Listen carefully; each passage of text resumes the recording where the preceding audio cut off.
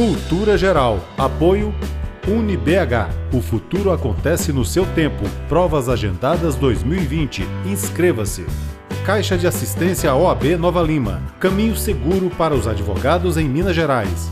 Instituto dos Advogados de Minas Gerais. Mais de 100 anos produzindo conhecimento, igualdade, fraternidade e liberdade.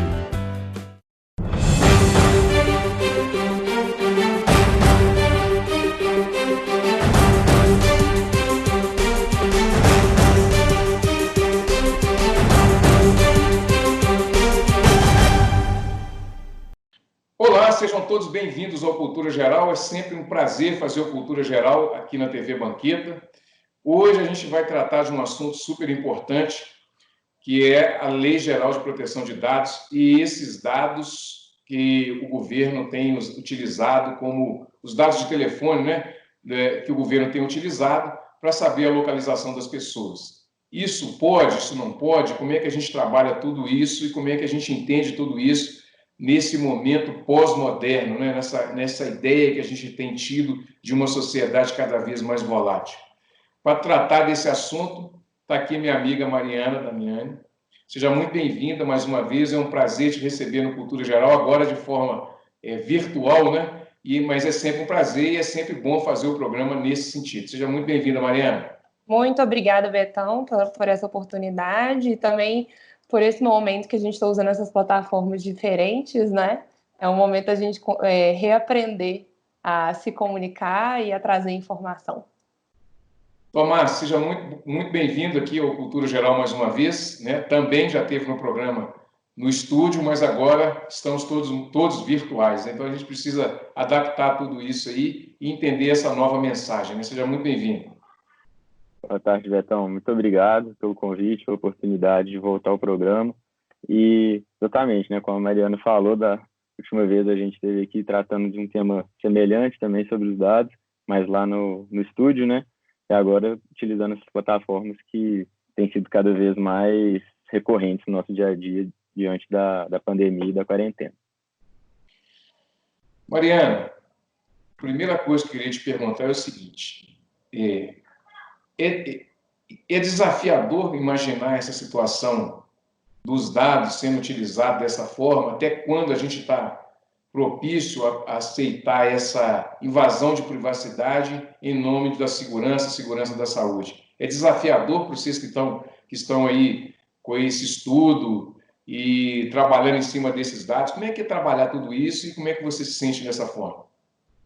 Bom, eu acho que é desafiador porque a sociedade não sabe exatamente quais são esses dados e a que nível que a nossa privacidade é invadida com a utilização desses dados. Então, essa simetria informacional entre quem coleta e trata esses dados e a população em si traz diversas dúvidas em relação à legalidade da utilização desses dados. E não só isso, dá certo receio de que nossas vidas estejam sendo invadidas, pelo Estado. Tomás, como é que você vê? Bem nessa linha do que a Mariana falou, é um tema novo. A questão de privacidade, proteção de dados não é uma coisa que o brasileiro já está acostumado, não existe essa cultura no Brasil ainda, apesar de esse cenário estar mudando. E a questão da pandemia é uma situação totalmente nova, não só em matéria de proteção de dados, mas acho que em todos os âmbitos sociais e econômicos. Então, tem sido um desafio e tem sido, acho que, particularmente desafiador essa questão de como esses dados são utilizados, porque se, por um lado, eles podem ajudar bastante no combate à pandemia, na implementação das medidas de segurança e tudo mais, por outro, igual a Mariana pontuou muito bem, cria esse receio, de até que ponto a gente está sendo vigiado, até que ponto a gente está realmente, nossa privacidade está sendo invadida. Teve até algumas matérias de revista que, salvo engano, a manchete era o Big Brother do coronavírus. Uhum. Então, assim, é desafiador, mas eu acho que é uma novidade para o mundo inteiro, não é uma particularidade nossa. Mariana, quais dados são utilizados aí para esse monitoramento? Olha, Para o combate do coronavírus em específico, governos estaduais e municipais têm procurado criar o denominado índice de isolamento social. Para criar esse índice de isolamento social, essas empresas e governos precisam coletar dados que a gente chama de dados de geolocalização. Ou seja, eles coletam dados dos nossos telefones celulares móveis que apontam a localização daquele indivíduo, não necessariamente o identificando. Ou seja, ele identifica a geolocalização do indivíduo e não precisa saber quem é aquele indivíduo, qual é o seu nome, qual é o seu telefone, etc, etc, etc. A dúvida que surge quando a gente fala desses dados de geolocalização é como que esse dado é útil se ele é simplesmente um dado de localização. Bom, um exemplo que eu sempre dou para explicar a relevância desses dados de geolocalização é que quando o celular de uma pessoa pernoita na casa dela durante as horas do sono, a gente cria a informação de que provavelmente aquele é o lugar de moradia dessa pessoa. Segundo, se eu tenho dados de traslado dessa pessoa durante a semana para um local específico, ela gasta uma certa quantidade de horas naquele lugar, eu tenho a conclusão de que aquele lugar é o local de trabalho dela. Então, os governos têm utilizado desses dados de geolocalização para verificar se as pessoas estão se mantendo dentro de casa, ou seja, se a transmissão daquele celular ela está acontecendo dentro de casa, ou se essa pessoa está se trasladando pela cidade. Tomás, como é que é realizado esse monitoramento para ver do Covid-19? Você precisa fazer assim, uma conotação e um entendimento de como é que esses dados são utilizados, né? E como é que esse monitoramento se dá? Então, Betão, como a Mariana falou, o principal dado, que é o que tem sido mais discutido, é a questão da geolocalização.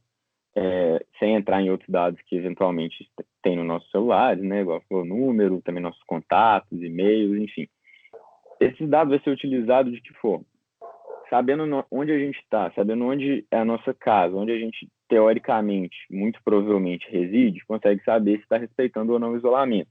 Tem sido, inclusive, acredito que a gente vai tratar disso mais à frente, mas tem sido muito discutido em São Paulo a questão das taxas de isolamento, que sempre são divulgadas, 50%, 70%, e não só saber onde que a gente está, mas a partir do momento que a gente tem uma concentração muito grande de pessoas num mesmo local, consegue-se, a partir dessa geolocalização, desse dado, dos celulares das pessoas, identificar que está acontecendo uma aglomeração, uma aglutinação de pessoas, justamente porque o sinal do celular, de vários celulares, ou seja, várias pessoas, em tese, estão concentradas no mesmo lugar. E para que isso, além desse dado ser extremamente útil, para saber quais são as regiões que precisam de mais políticas públicas, mais informação e tudo mais, esse dado, como a Mariana falou, não necessariamente você precisa saber que o Tomás, que a Mariana, que o Betão estão naquele determinado local. Basta você saber que 3 pessoas estão ali, sem identificar a pessoa. Então, com isso, a sua privacidade, em tese, não seria violada e você conseguiria utilizar o dado de geolocalização de uma forma legítima, de uma forma útil ao combate, à contenção da doença, sem, de fato, estar violando a privacidade.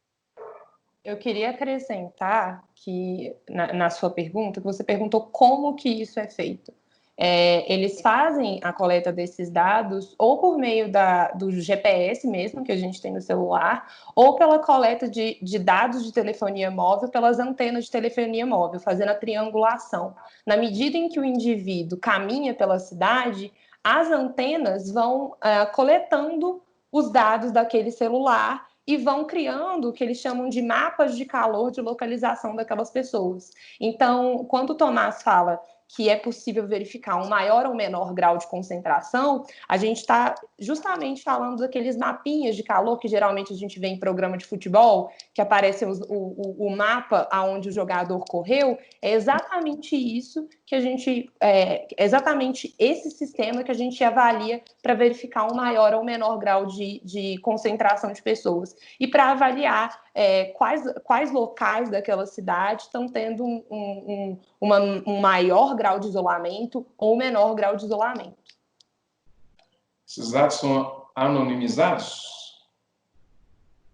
Bom, acredito que essa é a grande dúvida e é o que traz, é a pergunta que traz as preocupações em relação à invasão ou não da nossa privacidade. Por quê? Porque os dados anonimizados não são abarcados pela proteção da Lei Geral de Proteção de Dados, salvo a exceção de que eles possam ser reidentificados. Aí, Betão, você vai me perguntar, o que são dados anonimizados? São dados que inicialmente se referiam a uma pessoa específica, só que posteriormente passaram por um processo de anonimização. Ou seja, você retira a identificação daquela pessoa específica.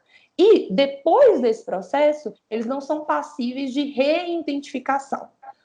Qual que é a lógica disso? Manter a informação útil daqueles dados, só que ao mesmo tempo proteger a privacidade daquele indivíduo e criar valor a partir de um conglomerado de dados de vários indivíduos de forma anonimizada.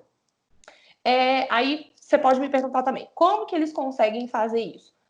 Um banco de dados pode ocultar o que a gente poderia chamar de informações-chave, ou generalizar, ou tornar mais abstrata aquela informação.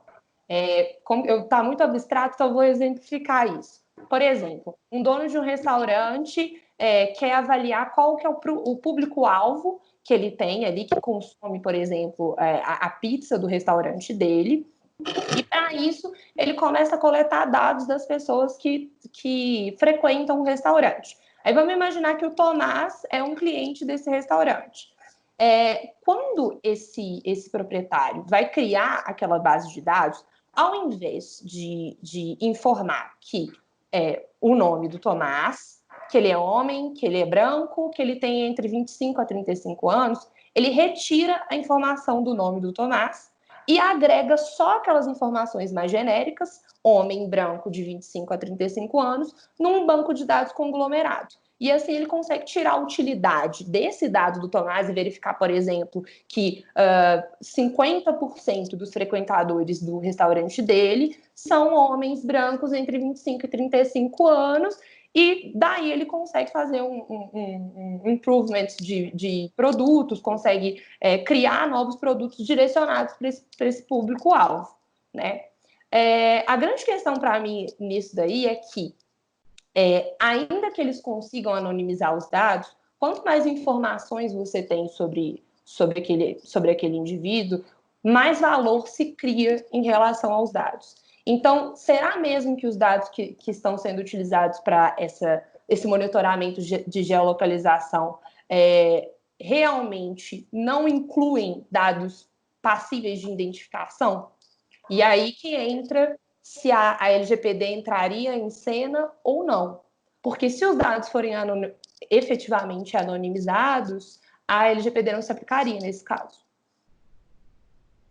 E alguma coisa para falar? Só complementando, o dado, além dessa questão da anonimização, que às vezes pode, como a Mariana falou, ela afasta a necessidade, né, de se proteger, já que você não consegue identificar aquela pessoa, aquele cliente do restaurante, você não está invadindo a privacidade de ninguém, mas mesmo assim você consegue tirar um proveito daquele dado, ele ainda é útil economicamente para o dono do restaurante. Mas muitas vezes isso não é possível, então se fala muito em pseudonimização ou pseudo-anonimização, é a mesma coisa que seria, por exemplo, eu tenho esse banco de dados completo, e aí eu vou substituir o nome da pessoa, substituir lá o nome do cliente Tomás pelo número 1. E num outro banco de dados separado, eu vou ter que o 1 é o Tomás, o 2 é a Mariana. Mas eles não vão estar juntos. Não garante o meu sigilo, mas é uma medida de reforçar que o meu dado não vai estar tão facilmente disponível e tudo mais. E além disso, ainda que não se consiga anonimizar, acho que um grande ponto é se está sendo anonimizado ou não. Mas, como a Mariana falou, se for anonimizado já não teria nenhum problema. Se não for anonimizado, o que pode ser feito? Não poderia ser tratado? Entendo que pode sim, desde que a gente confira algumas salvaguardas, desde que seja transparente com os titulares dos dados, desde que fale por que está sendo usado e principalmente quando que esses dados são descartados. Porque, igual a Mariana falou, se a gente está precisando saber a localização da pessoa para que se promova políticas públicas de contenção da contaminação da doença, do coronavírus, não faz sentido, depois que a pandemia passar, continuar mantendo esses dados, ou utilizar ele para outras coisas, para determinar que a pessoa fica tanto tempo em casa, então ela talvez se interesse mais em comprar produtos pela internet, começar a receber propagandas por causa disso. Então, realmente ter uma finalidade determinada, ter início, meio e fim. O dado foi coletado na data tal para saber se estava tendo aglomeração ou não. Ele foi utilizado durante a pandemia, acabou a pandemia, ele foi descartado. Acho que é isso que é o grande desafio dos governos. Conseguir fazer isso de forma transparente e de forma que as pessoas saibam quais são as finalidades, quais são os dados, e garantindo sempre que esses dados sejam tratados na menor quantidade necessária possível. E lembrando que essa prática ainda não se iniciou no governo federal, porque o próprio presidente, em um dos pronunciamentos, ressaltou que tinha um receio em relação ao tratamento desses dados quanto à questão da privacidade, mas vários estados e municípios brasileiros já adotaram essa prática faz algum tempo, e a grande justificativa deles não é essa que o Tomás acabou de explicitar, que é utilizar as bases legais da Lei Geral de Proteção de Dados, e sim justificar dizendo que os dados são anonimizados e, portanto, a Lei Geral de Proteção de Dados não se aplicaria nesse caso, porque os dados anonimizados realmente não são objeto de proteção da lei. Acho que você até respondeu aí que a pergunta que eu ia fazer era como que fica aí a questão do regramento jurídico para isso, né? A gente não tem uma base, não tem ainda, a gente não tem essa ideia ainda de sanção, né? Por esse tipo de uso de dados, porque a gente também não sabe como é que isso vai se dar, né? Agora, e a criptografia, Mariana? Tomás, como é que fica a criptografia nisso? Já que a criptografia seria uma garantia que seus dados não são violados, né? Como é que fica nesse caso?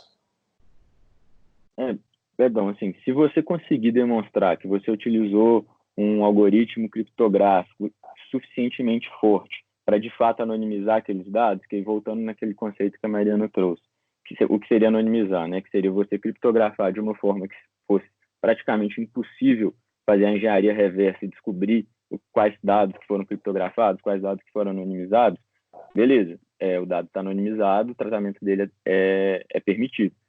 Mas acho que até antes disso, voltando na outra pergunta, se você me permitir, questão do regramento legal, acontece que assim, a gente tem visto muita discussão sobre a Lei Geral de Proteção de Dados, a LGPD, né?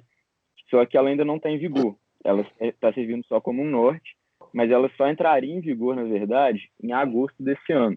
Então, assim, da outra vez que a gente veio no programa, mas lá no estúdio, né, da TV Banqueta, eu e a Mariana comentamos, inclusive defendendo a lei, que ela era importante justamente por isso, porque por mais que ela estivesse sendo criticada, principalmente pelas empresas e tudo mais, ela trazia as regras do jogo, deixava as regras do jogo bem claras. E o que aconteceu? A gente está diante de um cenário totalmente novo, totalmente inesperado, e a gente não sabe como os dados podem ou não podem ser utilizados, justamente porque a lei não entrou em vigor. Ela já existe, já está aprovado o texto dela, mas ela ainda não está valendo. E já tem um projeto de lei, justamente em virtude da pandemia e tudo mais, postergando o projeto de lei, eu tenho anotado aqui, 1179 do Senado, de autoria do Antônio Anastasia, que posterga a entrada em vigor dessa lei para janeiro de 2021 e das sanções que ela aplicaria para agosto de 2021. Então, a gente não tem esse regramento legal, inclusive tem sido uma das discussões. A gente tem outras leis que permitem que isso seja feito, mas só que atualmente a LGPD, que seria a nossa principal base para tecer toda essa discussão, todos os argumentos, ela não está em vigor. e justamente pelas regras do jogo não estarem claras, está sendo gerado vários dúvidas quanto ao uso desses dados. Mariana, como é que tem sido isso nos outros países, hein? Você tem acompanhado?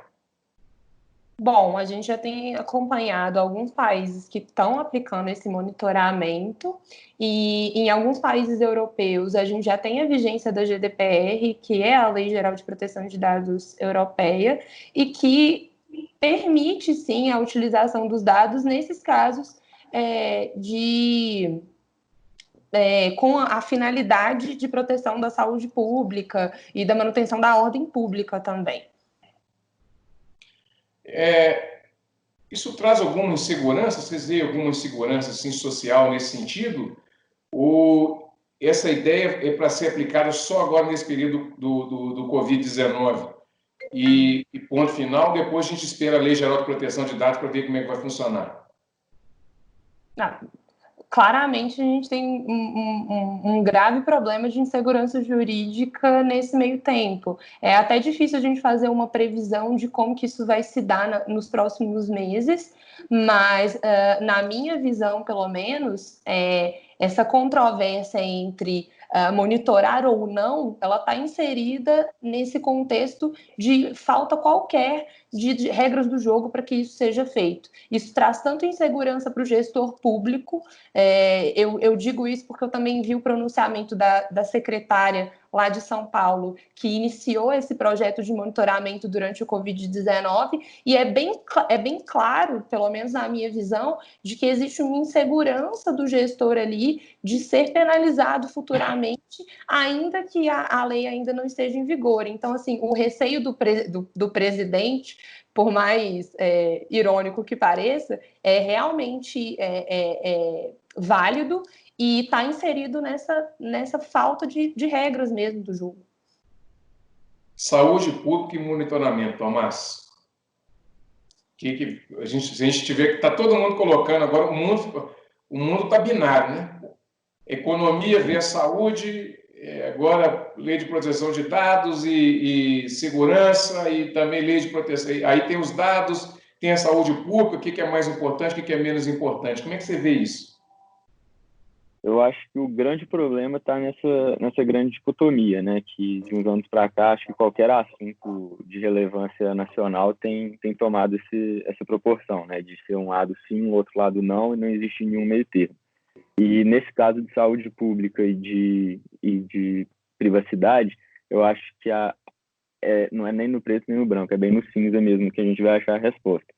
Porque a Constituição, ela, ao mesmo tempo que ela protege, né, a inviolabilidade da correspondência, das transmissões, da privacidade da pessoa mesmo, ela também confere o direito à saúde e confere o direito de acesso à informação.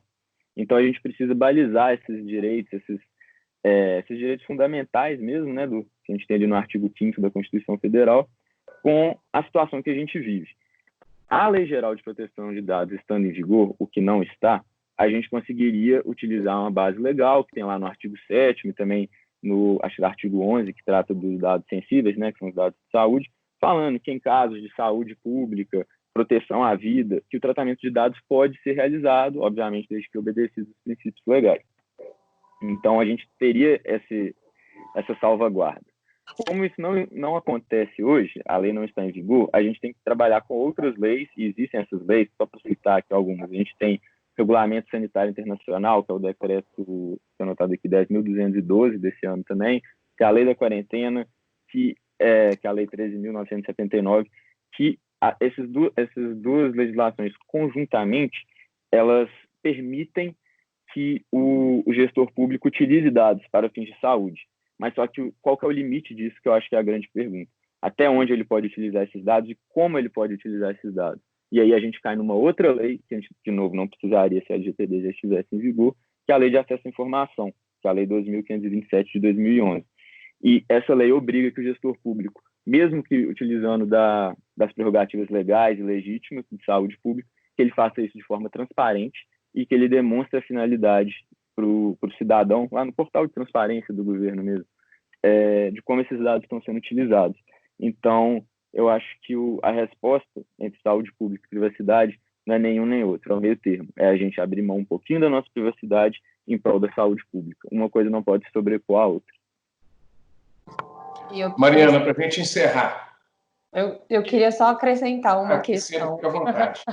O novo ministro da Saúde, assim que ele foi empossado no cargo, ele deixou bem claro que um dos grandes problemas para o enfrentamento do Covid-19 era a ausência de dados confiáveis.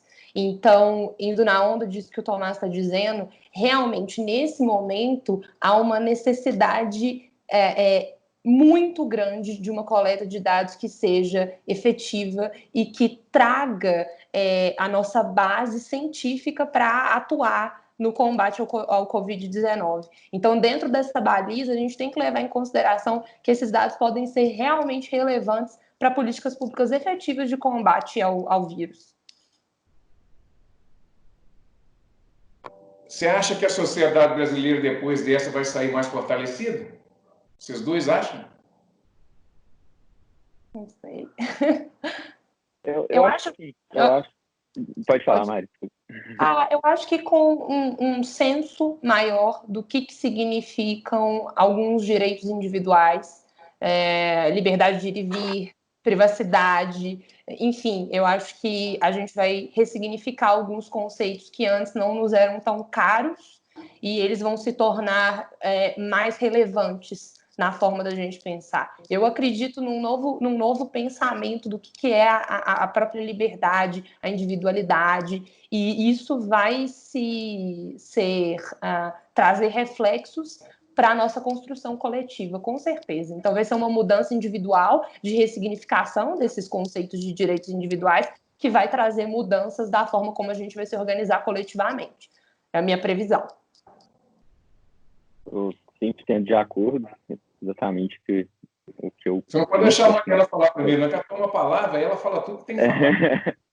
E aí coloca tudo, né? Mas só que acho que, assim, é exatamente isso, essa significação que ela colocou, e acho que até um pouco mais que isso, um pouco, até de conscientização, porque nesse período muitas pessoas que talvez não fossem ter contato com essas discussões, o que é privacidade, o que são meus dados, qual que é meu direito de ir e vir, a saúde pública é um direito, é um dever. Eu acho que isso tem colocado no nosso dia a dia, realmente saber o que está acontecendo, cobrar respostas dos nossos representantes, entender quais são as competências de governo federal, governo estadual, governo municipal.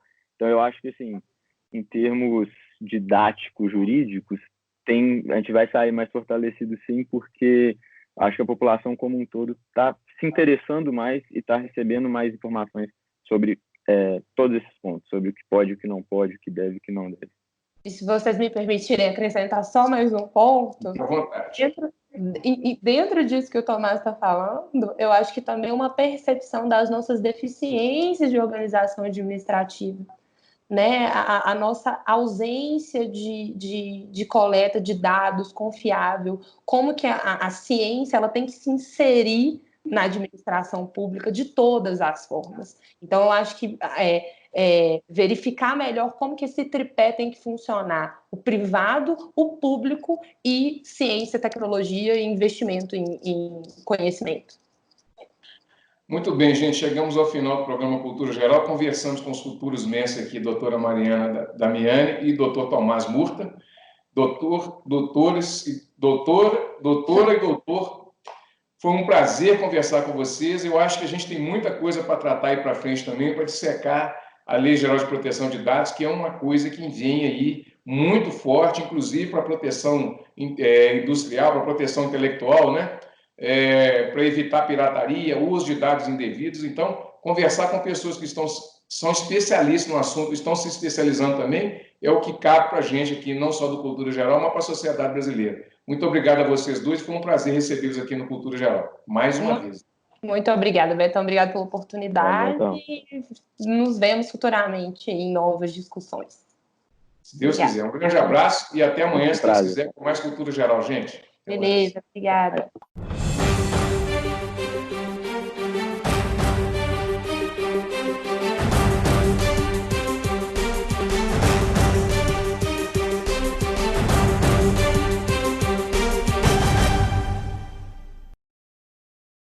Cultura Geral. Apoio UniBH, o futuro acontece no seu tempo. Provas agendadas 2020. Inscreva-se. Caixa de Assistência OAB Nova Lima. Caminho seguro para os advogados em Minas Gerais. Instituto dos Advogados de Minas Gerais. Mais de 100 anos produzindo conhecimento, igualdade, fraternidade e liberdade.